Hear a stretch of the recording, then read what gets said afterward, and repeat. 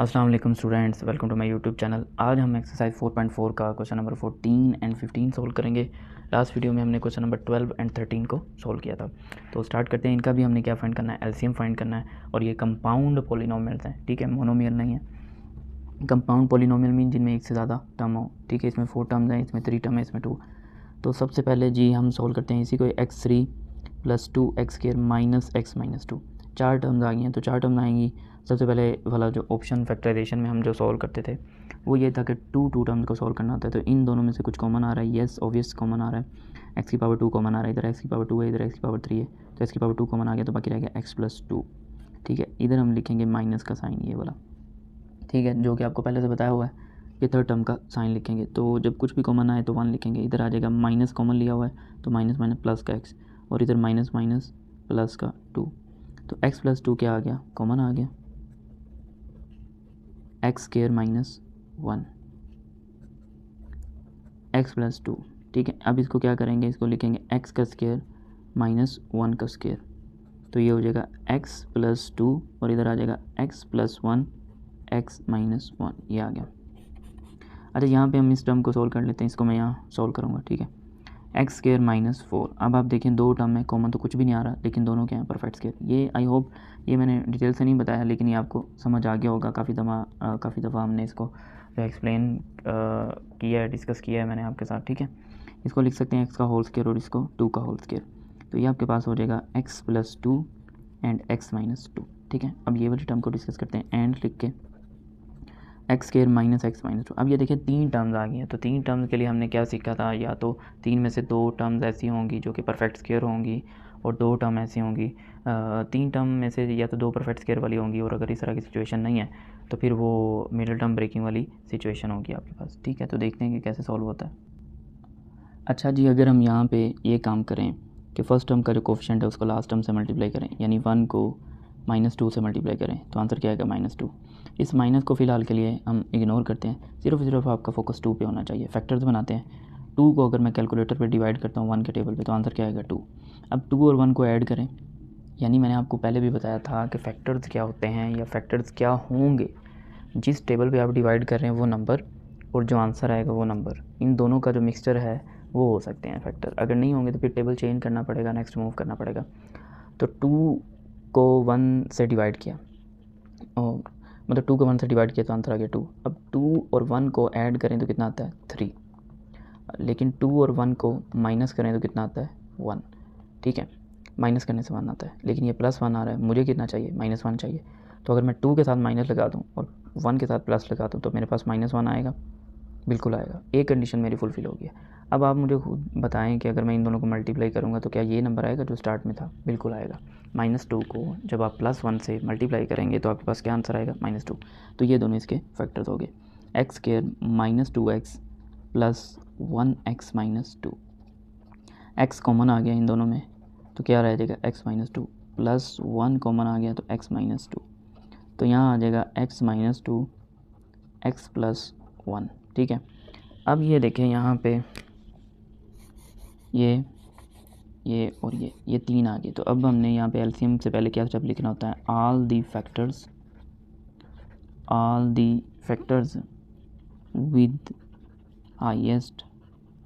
Highest powers are. तो वो कौन कौन से होंगे, ठीक है, उनको लिखेंगे। अच्छा, तो ये काम जब हम करते हैं ना, तो मैंने आपको बताया कि आप कोशिश करेंगे पहले कॉमन वालों को लिखें। और कॉमन मतलब अगर एक से ज़्यादा पॉलिनोमियल में आ रहा है तो उसको एक x+2 और इधर x+2 नहीं है, ठीक है। तो x+2 आ गया एक दफ़ा। अच्छा, उसके बाद देखें x - 2 और इधर भी x - 2 है, तो ये भी एक दफ़ा आ गया। अच्छा, उसके बाद देखें x+1, इधर भी x+1 है। अच्छा जी, उसके बाद x - 1 इधर ही है बस, तो x - 1 आ गया, ठीक है। दोबारा से देख लें, x+2 और इधर भी x+2 था, लिख दिया। फिर मैंने x - 2 लिखा जो इधर भी है और इधर भी है, कॉमन था, मतलब एक दफ़ा ही लिखा। अगर मतलब सब में आएगा तो एक दफ़ा लिखेंगे, ठीक है। और अगर पावर वगैरह होगी तो फिर हाईएस्ट पावर लिखेंगे। अब एलसीएम क्या होगा, इनका जो प्रोडक्ट है, तो x+2 multiply by x - 2 multiply by x+1 और मल्टीप्लाई बाय x - 1। तो इन दोनों को आपको पता है कि फार्मूला लग रहा है, यानी फर्स्ट टर्म का स्क्वायर माइनस सेकंड टर्म का स्क्वायर, ब्रैकेट लगानी यहाँ पे लाजमी है।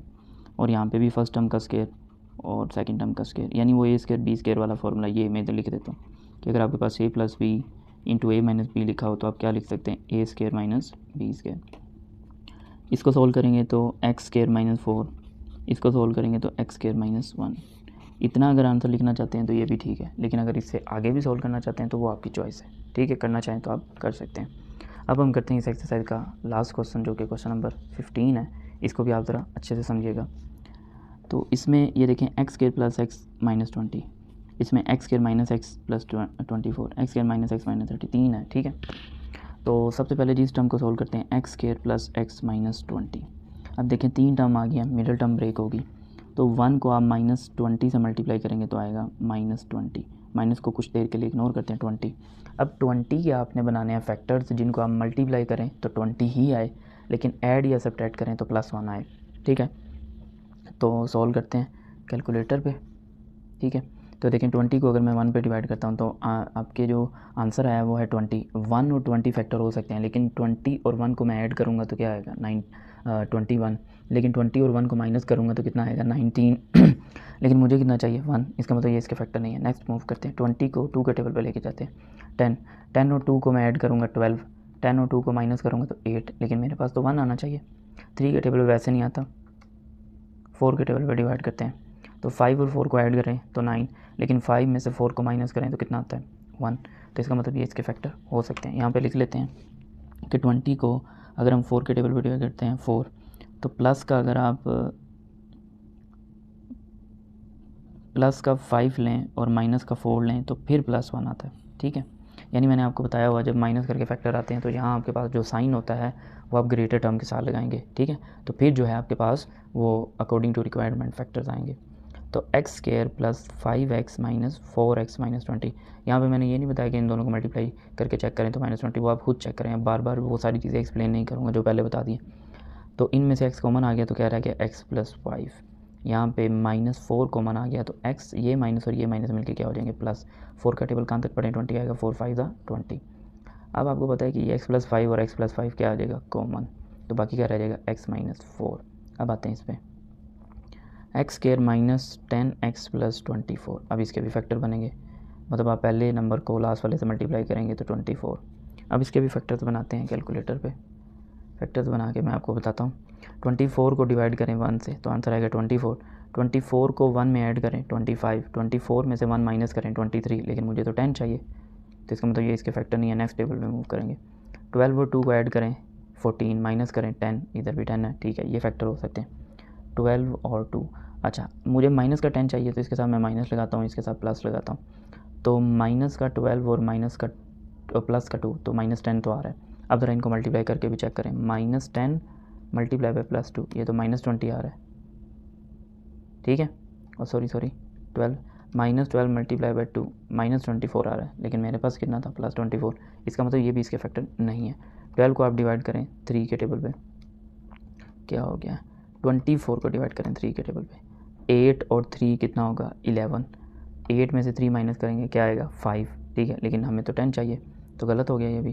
24 को आप डिवाइड करें 4 के टेबल पे, कितना आया 6, 24 को मैंने डिवाइड किया 4 के टेबल पे, कितना आया 6। अब मुझे पता है 6 और 4 को मैं ऐड करूँगा तो 10 आएगा, लेकिन अगर मैं 4 + 6 करता हूँ यानी दोनों के साथ प्लस लगाता हूँ ऐसे, +4 + 6 तो तब मेरे पास +10 आता है, लेकिन मुझे तो -10 चाहिए, इसका मतलब मुझे दोनों के साथ क्या लिखना पड़ेगा, माइनस लिखना पड़ेगा, फिर मेरे पास -10 आएगा, ठीक है। तो -4 - 6 = -10। अब ज़रा इनको मल्टीप्लाई करके भी देख लेते हैं, -4 मल्टीप्लाई बाय -6 कितना आंसर आ गया 24। तो ये इसके फैक्टर हैं, तो यहाँ पे लिखेंगे एक्स स्क्वायर -6x - 4x + 24। तो x कॉमन आ गया, x - 6 - 4 कॉमन आ गया, x - 6, ये माइनस प्लस माइनस, ठीक है। तो x - 6 ब्रैकेट जो है वो कॉमन आ गई, तो बाकी रिमेनिंग क्या रह गया x - 4। अच्छा जी, लास्ट टर्म पे आ जाते हैं, एक्स स्क्वायर -x - 30 एंड लिख लेते हैं यहाँ पे।